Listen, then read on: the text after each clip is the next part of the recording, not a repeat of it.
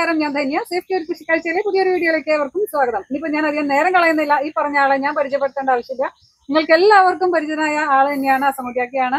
അപ്പൊ അസംകുട്ടിയാക്കിയുടെ ആമക്കാടൻ കപ്പൽ സ്റ്റേഷൻ നമ്മൾ ഇതിന് മുൻപ് കണ്ടിട്ടുണ്ട്. അപ്പൊ നമ്മൾക്ക് കാണുന്നതിന് വേണ്ടിയിട്ടും ഇതിന്റെ വിളവെടുത്ത് ഇതുവരെ എല്ലാവരും കണ്ടിട്ടില്ല എന്ന് പറഞ്ഞതിന്റെ പേരിൽ അസംകുട്ടിയാക്കി ഇവിടെ ഒരു 10-20 കട പറക്കാതെ നിർത്തിയതാണ്. പക്ഷെ നമ്മൾ എത്താൻ വൈകി. ഇപ്പൊ മഴയും വേനൽ മഴ എന്ന് പറഞ്ഞ പോലെ മഴ നേരത്തെ എത്തുകയും ചെയ്തപ്പോൾ ഇതൊക്കെ മറഞ്ഞു. എന്തായാലും ബാക്കി ശേഷം അസംകുട്ടിയാക്കനോട് തന്നെ ചോദിക്കാം. അസംകുട്ടിയാക്ക, എന്താ പിന്നെ മഴ നേരത്തെ വന്ന് കർഷകർക്കൊക്കെ വലിയൊരു സങ്കടമാണ്. മഴ നേരത്തെ വന്ന കാലവർഷം വരുന്ന സമയമായി. ജൂൺ 1 ഇപ്പൊ നമ്മള് പ്രതീക്ഷയുള്ളത്. ജൂൺ 1 ഏകദേശം ആയി തുടങ്ങിയില്ലേ. അപ്പൊ ഇത് നമ്മള് ഒരു ഭാഗം ആമക്കാടൻ കപ്പയും ഒരു ഭാഗം ദീവാനും ആക്കിയാണ് നമ്മൾ ചെയ്തു നോക്കിയതാണ്.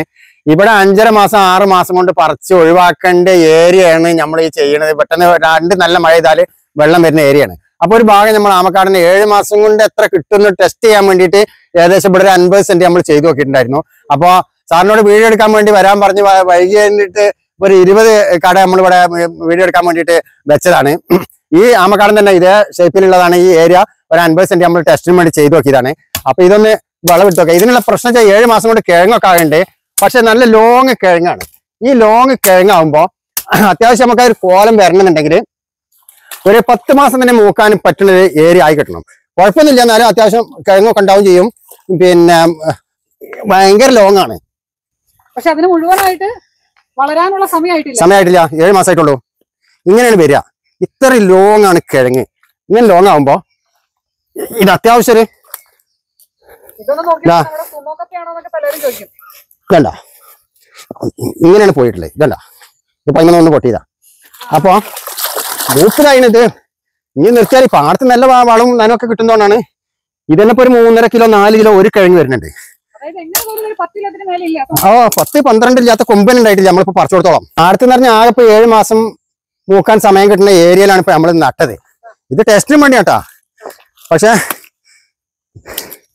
അത്യാവശ്യം നമ്മൾ കണ്ടെത്തിയിലേറെ വിളവൊക്കെ ഉണ്ട്. ഇത് ശരിക്കും മൂപ്പായതിന്റെ ശേഷം പറിക്കുകയാണെങ്കിൽ അതിന് പറ്റിയ ഏരിയ ആണെങ്കിലാണ് ഇതെന്താക്കാൻ പറ്റുക. ലോഡ് കണക്കിൽ കയറ്റി പോകണമെങ്കിലൊക്കെ ഇപ്പൊ അതായത് നമ്മളൊന്ന് ആലോചിച്ച് നോക്കി, ഇതിന് ഒരു 4 മാസം കൂടി വളർച്ച എന്ന് പറയുമ്പോൾ ഇത് ഫുള്ള് നിറയാനുള്ള ആ ഒരു സമയമാണ്.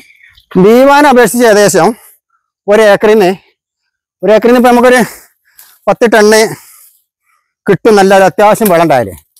ആ 10 ടണ്ണിന് ഒരു 15-16 ടണ്ണിലേക്ക് വിളവ് കൂടുതൽ പോവും ഈ സാധനമായാല്. ഇതിനെന്താ വെച്ചാല് മൂക്കാഞ്ഞാല് ഇതിന്റെ ഏകദേശം ഈ ഏരിയ മരം വരും. ഇതാ ഇത്ര ഏരിയ മൂക്കുമ്പോ ഇവിടെ നിന്നാണ്ടുള്ളത്. ഇതും കൂടെ ഇവിടേക്കൊക്കെ കാമ്പ് കയറും. ഇപ്പൊ ഇത്ര ഏരിയ ഇത് മരമാണ്. ഇതാ ഇവിടെ നിന്ന് അങ്ങോട്ടുള്ളത് ഈ വെട്ടിപ്പോയ ഈ ഏരിയൊക്കെ ഇതൊക്കെ മരമാണ്. ഇങ്ങനെ ഒരു സ്വഭാവം കാണിക്കും മൂക്കാഞ്ഞാല്.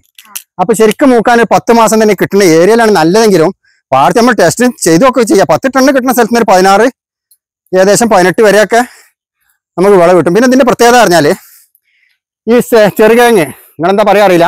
നമ്മളിവിടെ പൊടിക്കിഴങ്ങ് അറിയും, അല്ലെങ്കിൽ കിസർക്കിഴങ്ങ് അറിയും, തിരുവേ. ആ സാധനം ഇതിന്മേൽ വരില്ല. അതാണ് ഈ കപ്പന്റെ പ്രത്യേകത. ഇപ്പൊ ഈ ദീവാനൊക്കെ ആണെങ്കിൽ ഇപ്പൊ 100 കിലോ നമ്മൾ പറിക്കുമ്പോ എങ്ങനെയായാലും 100 കിലോ 10 കിലോ 12 കിലോ നമുക്ക് തിരിവ് വരും. ഇതിപ്പോ നിങ്ങൾ നോക്കി, ഈ 3 കമ്പ് പറിച്ചിട്ട് ആ ഒരു സംഭവം ഇതിമല്ല. അതാ ഫുള്ള് ഇങ്ങനെ തന്നെ വരിക. ഇങ്ങനെ തന്നെ വരില്ല.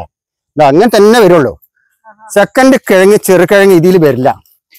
നല്ല ടേസ്റ്റാണ്. മറ്റേ കപ്പനായില്ല. മറ്റേ കപ്പൊക്കെ ഒരു മഴ പെയ്ത് വെള്ളം നിന്നാൽ പിന്നെ ഇതിന്റെ ടേസ്റ്റ് മാറി. ഈ കപ്പ ഇപ്പൊ നമ്മൾ പറിച്ചെടുക്കുന്നത് തന്നെ വെള്ളത്തിൽ നിന്നാണ്. എന്നാലേ ഒരു 4 ദിവസമൊക്കെ വെള്ളത്തിൽ ഇത് പിടിച്ചേക്കും. ഈ മൂടി നിന്നാലും ചീഞ്ഞു പോകാതെ ടേസ്റ്റും മാറാതെ വെള്ളച്ചായ വരാതെ ഈ കപ്പ പിടിച്ചേക്കും. പറിച്ചോക്കി നീ ഇങ്ങോട്ട് വയ്ക്കണം. ഈ സൈഡിലേക്ക് വെക്കണം.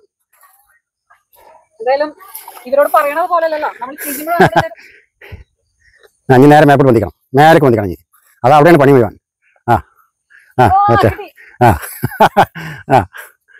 പറ്റേ പൊതിനില്ല. അങ്ങനെ അയ്യടാ അത് 15. ഓ ഓക്കെ അയ്യാ ഓക്കെ. എന്തായാലും ആമക്കാട വിശേഷം ഇപ്പൊ ഞാൻ പറഞ്ഞുതരാം. അപ്പൊ എന്തായാലും നമ്മുടെ ഈ ആമക്കാട പറമ്പിൽ നടുകയാണെങ്കിൽ 10 മാസമാണ് ഇതിന് ഫുള്ള് മൂപ്പ്. പാടത്ത് 7 മാസം കൊണ്ടായതുകൊണ്ടാണ് ഇത്രയായത്. ബാക്കി രാസമുണ്ടിയൊക്കെ പറ. 10 മാസം കൊണ്ട് ഒരു ഈ ഷെയിം കൊമ്പൊക്കെ പോയ ഏകദേശം ഒരു 25 കുറയാതെ കിട്ടും. നമുക്കിപ്പോ ഒരു 2 ഏക്കർ നമുക്കൊരു പറമ്പിലുണ്ടാക്കിയതുണ്ട്.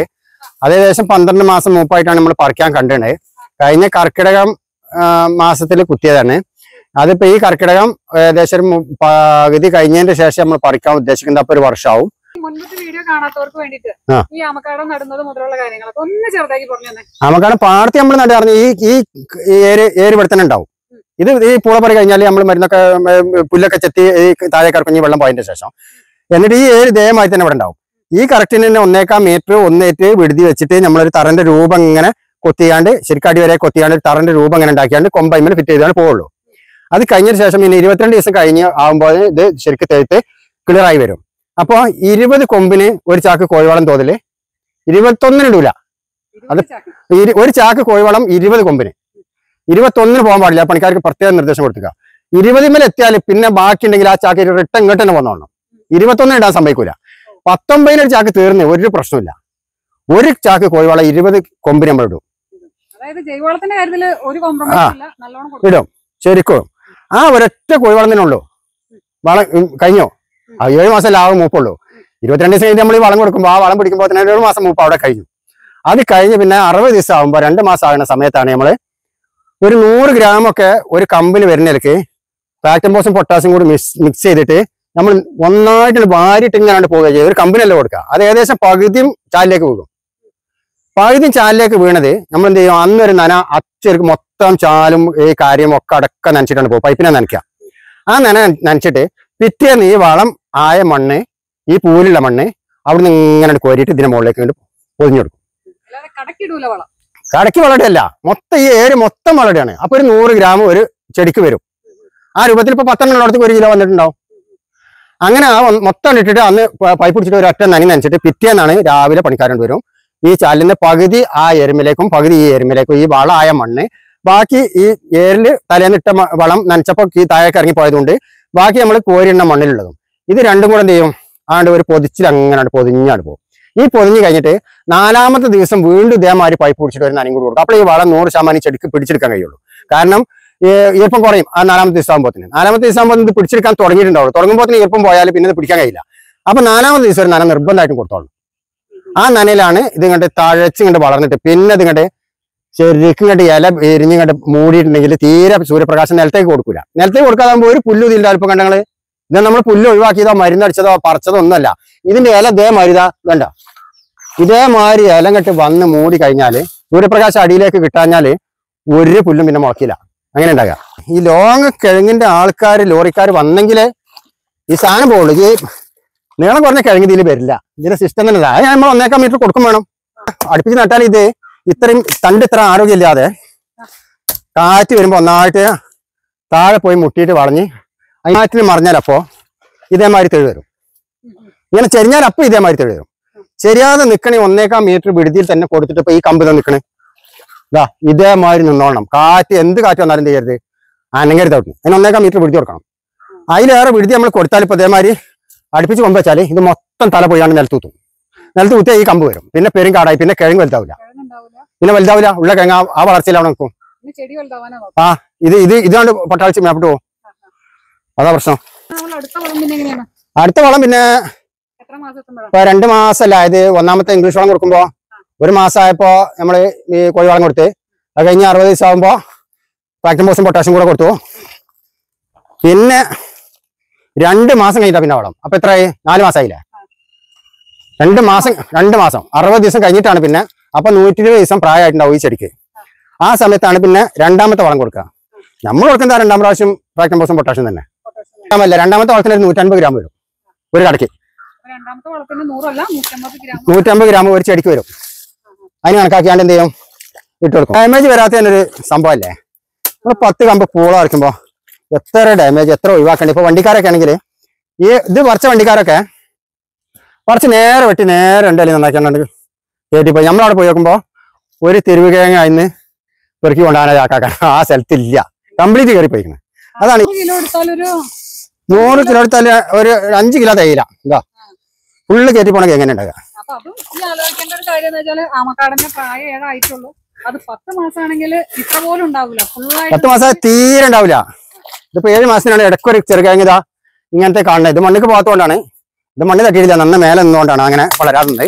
മണ്ണിന് ചോട്ട് പോയി കാണെങ്കിൽ അതും വളരും. ഇതാ കാണില്ല, ഇതിപ്പോ നന്ന മേലാണ്. ഇതാ ഇങ്ങനെ നിന്നാല് വളരാൻ മണ്ണുണ്ടാവില്ലല്ലോ, അതുകൊണ്ടാണ് ഇതണ്ട. ഇതൊക്കെ ഇപ്പൊ മണ്ണിന്റെ മേലെയാണ്, തീരെ മണ്ണിലേക്ക് പോയില്ല, അത് വളരൂല. ഇതാ മണ്ണിന് ചോട്ട് പോയി കഴിഞ്ഞാൽ വളരുള്ളൂ. ഇതാ വരും വരും. ഇതാ നോക്ക്, മണ്ണ് കയറ്റി കൊടുക്കണം, മൂടി പോണോ അല്ല ഞാൻ വളരൂല. ഷേപ്പ് ഫുള്ള് അതെ ആ സിസ്റ്റത്തിലാ വരിക.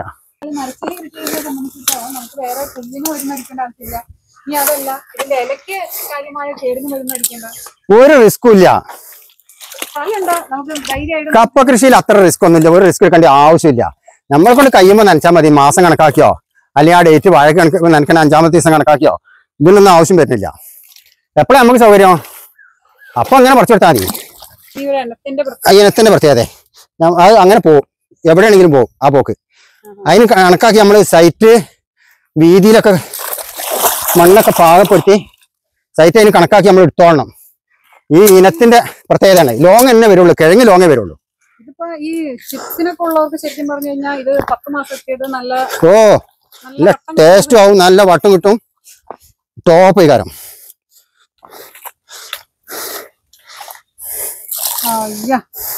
ഇതിപ്പോ ഒരു 1.5 മീറ്റർ ഉണ്ടാവോ? 1.25 മീറ്റർ ഉണ്ട്.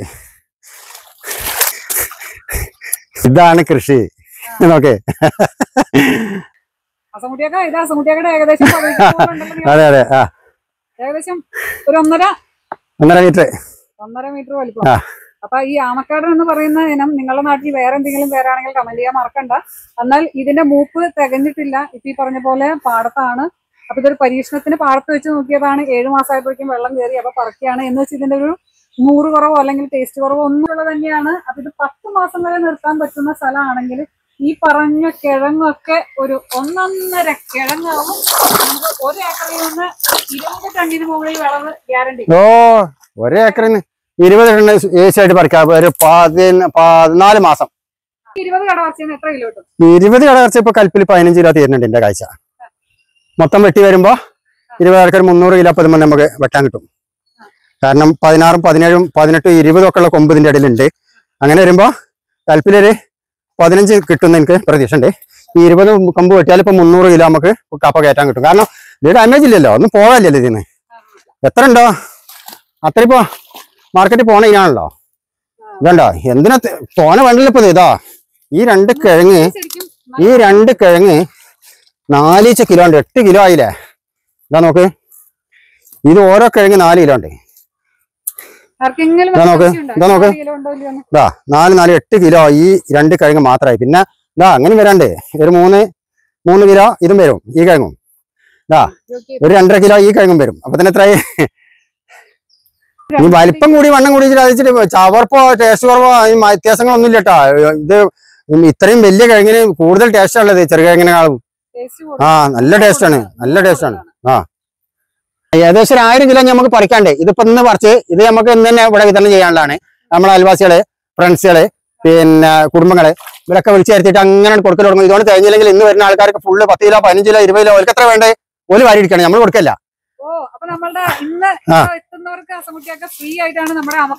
വന്നോട്ടെ, ആരെങ്കിലും വന്നോട്ടെ. എത്ര നിങ്ങൾക്ക് വേണ്ടേ അത്ര ഉണ്ടോ? അതിന് അപ്പുറത്തുണ്ട് 1000, 1500, 2000 കിലോ വരെ പറിക്കാൻ പൊന്തിയ സ്ഥലത്താണ് വരണ്ടേ. വെള്ളം കയറാത്ത ഇതിപ്പോ വെള്ളം കയറിയതാണ്. ഇന്ന് ഈ പറഞ്ഞ ആമക്കാടൻ കപ്പ ഫ്രീ ആയി നൽകുന്നതാണ്. ഇന്ന് വേണ്ടവരുണ്ടെങ്കിൽ വേഗം പോകുന്നു. 300 കിലോ ഉണ്ട്. ഇത് കൂടാതെ ഒരു 2000 കിലോത്തോളം ഉണ്ട്. അത് ഇന്ന് വരുന്നവർക്ക് മാത്രം കേട്ടോ. ഇനി അത് മാത്രമല്ല, കൃഷി ചെയ്യണം എന്ന് ആഗ്രഹമുള്ളവർക്ക് വേഗം വന്നു കഴിഞ്ഞാൽ ആമക്കാടന്റെ തണ്ട് കൊണ്ടുപോവാ. എത്ര വേണമെങ്കിലും ഉണ്ട്. അപ്പൊ നമ്മൾ ഈ കാണുമ്പോൾ ഇതൊക്കെ കൃഷി ചെയ്യണമെന്ന് ആഗ്രഹം ഉണ്ടായി മാത്രം പോയാൽ അതിന് വേണ്ടിയിട്ട് നമ്മൾ പണിയെടുക്കുക വേണം. നമ്മളുടെ പറമ്പിലെ കുറച്ച് സ്ഥലം ഇതുപോലെ വാരം കോരി ഈ പറഞ്ഞ 2 വളം വെച്ചുകൊണ്ട് തന്നെ നമുക്ക് നല്ല രീതിയിൽ തന്നെ വളമെടുക്കാൻ പറ്റും. ഇതൊക്കെ കണ്ടാസ്വദിച്ചാൽ മാത്രം പോരാ, നമ്മൾ നേരിട്ട് ചെയ്ത് നമ്മളെ മനസ്സ് കൂടി നിറയണം. അപ്പൊ എന്തായാലും നമ്മൾക്ക് എന്തായാലും ചെയ്ത് നോക്കാം. കുറച്ച് കണ്ട് ഞാൻ കൊണ്ടുപോകുന്നുണ്ട്. കിഴങ്ങ് വേണ്ടവർ വേഗം പോകുന്നു. നമ്മൾ അസംഖ്യക്ക് വിളിച്ചാൽ ഓക്കെ. ഇത് കഴിഞ്ഞാലും പ്രശ്നമില്ല. 2000 കിലോ വരെ പൊന്തി സ്ഥലത്താണ് അപ്പുറത്ത് പോകേണ്ടത്. അന്ന് ആര് വന്നാലും ഫ്രീ ആണ്. വേഗം പോന്നോട്ടാ.